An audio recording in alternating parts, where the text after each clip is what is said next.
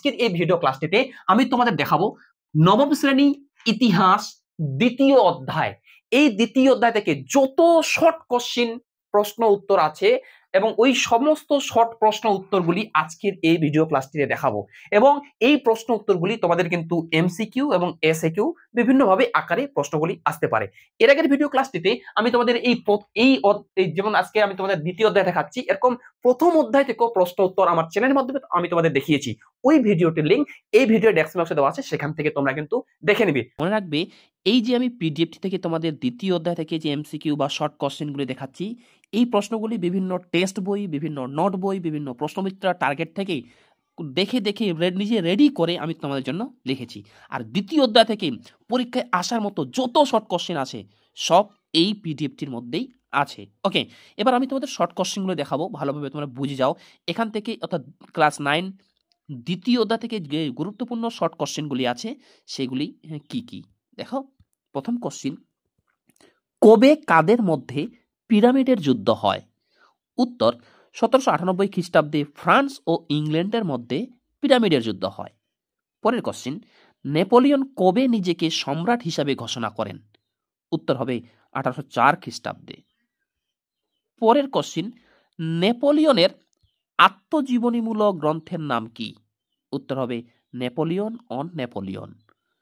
পরের কোশ্চেন, ফ্রান্সে ডাইরেক্টরি শাসন কবে শুরু হয়? উত্তর হবে 1795 খ্রিস্টাব্দে। পরের কোশ্চেন, কবে নেপোলিয়ন ফ্রান্সের রাজনৈতিক ক্ষমতা লাভ করেন? উত্তর 1799 খ্রিস্টাব্দে। এরপরে নেক্সট বা পরের কোশ্চেন, কট নেপোলিয়ন কবে প্রচলিত হয়? এখানে কিন্তু দুইটি প্রশ্ন আছে কট নেপোলিয়ন নিয়ে। কট নেপোলিয়ন কবে প্রচলিত হয়? তার উত্তর হবে 1804 খ্রিস্টাব্দে। ওকে, নেক্সট দেখো প্রশ্ন, কট নেপোলিয়নের কয়টি আইন বা বিধি ছিল?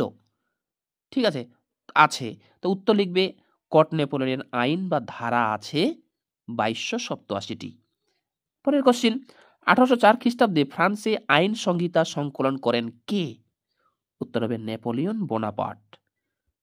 পরের question, K bank of France প্রতিষ্ঠা করেন? তার উত্তর হবে নেপোলিয়ন বোনাপার্ট। নেপোলিয়ন বোনাপার্ট কত খ্রিস্টাব্দে ব্যাংক অফ ফ্রান্স প্রতিষ্ঠা করেন? 1800 খ্রিস্টাব্দে। পরের কোশ্চেন, কট নেপোলিয়নে কয়টি ভাগ আছে? উত্তর হবে 3টি। কট নেপোলিয়ন কতজন রচনা করেছিলেন? উত্তর হবে 4 জন। নেক্সট, ফরাসি সমাজের বাইবেল বলা হয়? উত্তর হবে কট নেপোলিয়নকে, এটা মনে রাখবে কিন্তু।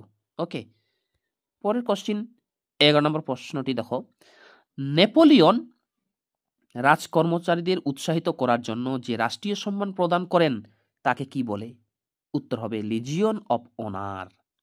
নেক্সট, আমি বিপ্লব আবার আমি বিপ্লবকে ধ্বংস করেছি, এটি কার উক্তি? উত্তর হবে নেপোলিয়ন। এই নেপোলিয়নের পুরো নাম কিন্তু নেপোলিয়ন বোনাপার্ট। নেক্সট, এবার চলে আসো এই অধ্যায় থেকে যত যুদ্ধ এবং চুক্তি আছে সব আমি তোমাদের এক এক করে দেখাবো।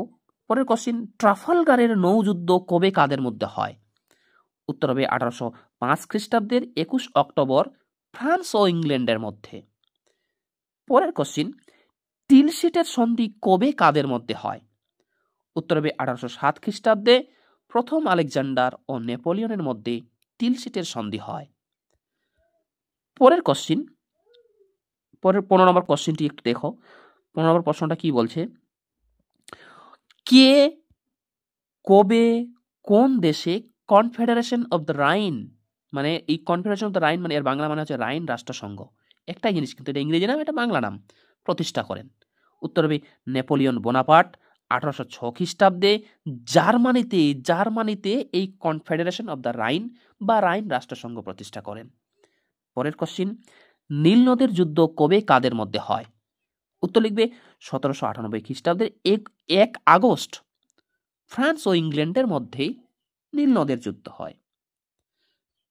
পরের কোশ্চেন 17 নম্বর কোশ্চেন দেখো, কবে কাদের মধ্যে ফন্টেনব্লু চুক্তি স্বাক্ষরিত হয়? উত্তর হবে 1814 খ্রিস্টাব্দে নেপোলিয়ন ও চতুর্থ শক্তি জোটের মধ্যে এই ফন্টেনব্লু চুক্তি স্বাক্ষরিত হয়। এবার এই প্রসঙ্গে এই ফন্টেনব্লো চুক্তি প্রসঙ্গে একটা কথা মনে রাখবে, কারণ এই প্রশ্নটা বারবার করে থাকে।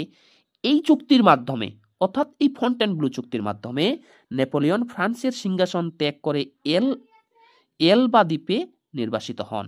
মনে রাখবে। যদি ভিডিওটি ভালো লাগে ভিডিওটি লাইক করো, এবং তোমরা যারা চ্যানেলে নতুন এরকম অধ্যায়ভিত্তিক প্রশ্ন উত্তর সাজেশন পাওয়ার জন্য আমার চ্যানেলটি সাবস্ক্রাইব করো এবং পাশের বেল আইকনটি প্রেস করে অল বোতামটি ক্লিক করে দাও পরবর্তী ভিডিওর নোটিফিকেশন পাওয়ার জন্য।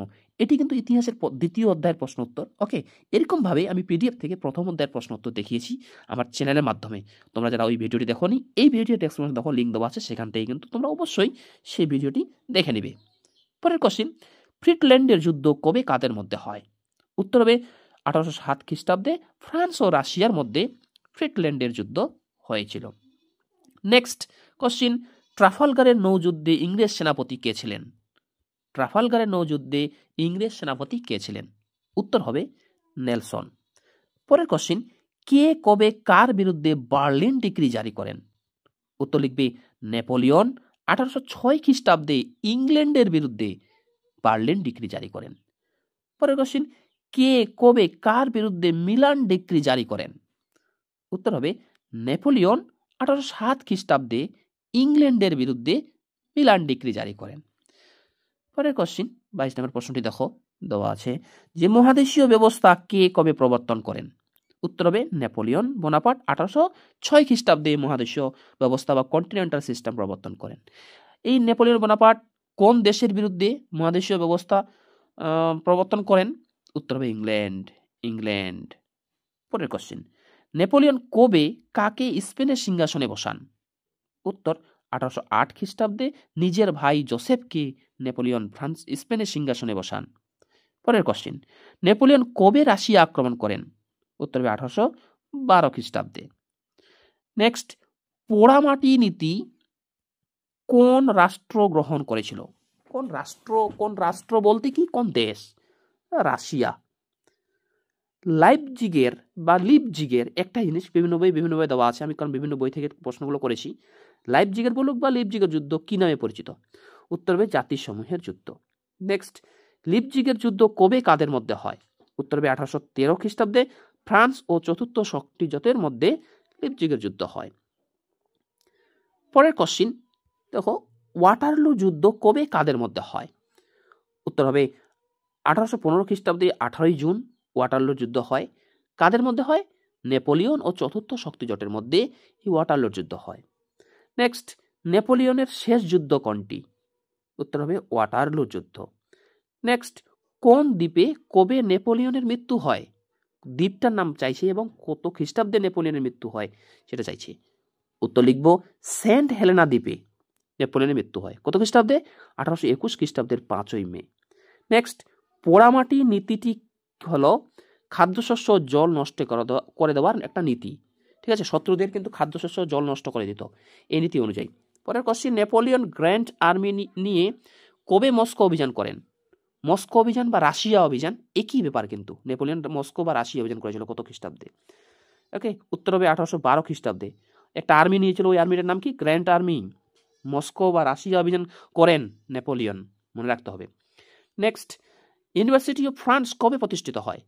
উত্তর হবে 1808 খ্রিস্টাব্দে। ওকে, তোমরা এখান থেকে পরীক্ষা দিয়ে যাও। পরীক্ষা দিয়ে আসার পর যদি এখান থেকে কমন পাও তো অবশ্যই ভিডিওতে একটা লাইক করবে এবং কমেন্ট করবে, স্যার আপনাদের দেখানো নোটসগুলি থেকে আমি প্রথম ইন্টারেস্ট পরীক্ষায় বা ফাইনাল পরীক্ষায় কমন পেয়েছিলাম। অবশ্যই কমেন্ট করবে কিন্তু। ওকে, 100% গ্যারান্টি এখান থেকে কমন পাবেই, কারণ এর বাইরে শর্ট কোশ্চেন হতেই পারে না। নেক্সট, কনসুলেট এর শাসন কে কবে প্রবর্তন করেন? উত্তর হবে নেপোলিয়ন বোনাপার্ট। কত খ্রিস্টাব্দে? 1799 খ্রিস্টাব্দে কনসুলেটের শাসন প্রবর্তন করেন। নেক্সট, এমিয়েন্সের সন্ধি কবে কাদের মধ্যে হয়? উত্তর হবে 1802 খ্রিস্টাব্দে এমিয়েন্সের সন্ধি হয়। কাদের মধ্যে? ফ্রান্স ও ইংল্যান্ডের মধ্যে এমিয়েন্সের সন্ধি হয়। পরের কোশ্চেন, কোন দ্বীপে নেপোলিয়নের জন্ম হয়? কর্সিকা দ্বীপে নেপোলিয়ন এর জন্ম হয়, মানে কর্সিকা দ্বীপে নেপোলিয়ন জন্মগ্রহণ করেন। ওকে, নেক্সট কোশ্চেন, নেপোলিয়ন কবে ডাইরেক্টরীয় শাসনের অবসান ঘটান? উত্তর হবে 1799 খ্রিস্টাব্দের 9 নভেম্বর। নেক্সট, কোন সময়কে ফ্রান্সের নেপোলিয়নের যুগ বলা হয়? উত্তরটা দেওয়া আছে, এটা কিন্তু লিখবে। নেক্সট, এলবা দ্বীপ থেকে ফিরে এসে নেপোলিয়ন ফ্রান্সে কতদিন রাজত্ব করেন? খুব ইম্পর্টেন্ট কোশ্চেন এটা। ওকে, উত্তর হবে 100 দিন, যেটাকে বলা হয় 100 দিন, মানে 100 দিনের রাজত্ব, যেটা আমরা পড়েছিলাম। নেক্সট হচ্ছে ওয়াটারলু যুদ্ধে ইংরেজ সেনাপতি কে ছিলেন? উত্তর হবে ডিউক অফ ওয়েলিংটন। ওকে, আমি যে তোমাদের ইতিহাস আমার সরাসরি টিউশন সেন্টার থেকে লাইভ ক্লাস দেখিয়েছিলাম, ছাত্রছাত্রীদের পড়া ধরছিলাম, এই পিডিএফটি থেকেই আমি পড়া ধরছিলাম। ওকে, এবার দেখো 4টি-5টি প্রশ্ন, উত্তর হবে একটাই। দ্বিতীয় জাস্টিয়ান কাকে বলা হয়? তবু উত্তর হবে নেপোলিয়ন। বিপ্লবের সন্তান কাকে বলা হয়? তবু উত্তর হবে নেপোলিয়ন। বিপ্লবের তরবারি কে নিজেকে বলেছেন? উত্তর হবে নেপোলিয়ন। বিপ্লবের ধ্বংসকারী কাকে বলা হয়? তবু হবে নেপোলিয়ন। মুক্তিদাতা জার কাকে বলা হয়? তবু হবে নেপোলিয়ন। তাহলে 5টি প্রশ্ন, উত্তর কিন্তু একটাই। তাহলে দ্বিতীয় জাস্টিয়ান, বিপ্লবের সন্তান, বিপ্লবের তরবারি, বিপ্লবের ধ্বংসকারী, মুক্তিদাতা জার কাকে বলা হয় বা কে নামে কে পরিচিত? উত্তর হবে, আমি তখন থেকে বললাম, নেপোলিয়ন বোনাপার্ট। ওকে, নেক্সট, কোন কোন রুশ উপন্যাসে নেপোলিয়ন রাশিয়া অভিযানের বিবরণ আছে? উত্তর হবে লিও তলস্তয় রচিত ওয়ার অ্যান্ড পিস। তাহলে এই ওয়ার অ্যান্ড পিস, এটি কার রচিত? লিও তলস্তয়। এটা ভালো করে পড়বে। অস্ট্রিয়ার রাজধানী কোথায় ছিল? উত্তর হবে ভিয়েনা। অষ্টম বর্ষের সংবিধান কে রচনা করেন? ওকে, অষ্টম বর্ষের সংবিধান কে রচনা করেন? উত্তর হবে এবেসিএস। এবং লাস্ট কোশ্চিন, ক্যাম্পো ফর্মিওর সন্ধি কবে কাদের মধ্যে হয়? উত্তর হবে 1797 খ্রিস্টাব্দের 17ই অক্টোবর ফ্রান্স ও অস্ট্রিয়ার মধ্যে এই ক্যাম্পো ফর্মিওর সন্ধি স্বাক্ষরিত হয়। এবার এই অধ্যায় থেকে যে শর্ট কোশ্চেনগুলো আমরা দেখলাম, ওকে, এবার এই অধ্যায় থেকে 2 মার্কের প্রশ্ন কি কি পড়তে হবে, এবং এই অধ্যায় থেকে 4 মার্কের প্রশ্ন কি পড়তে হবে, এবং এই অধ্যায় থেকে 8 মার্কের প্রশ্ন কি পড়তে হবে, এরপরে ভিডিও ক্লাসটিতে আমি তোমাদের দেখাবো।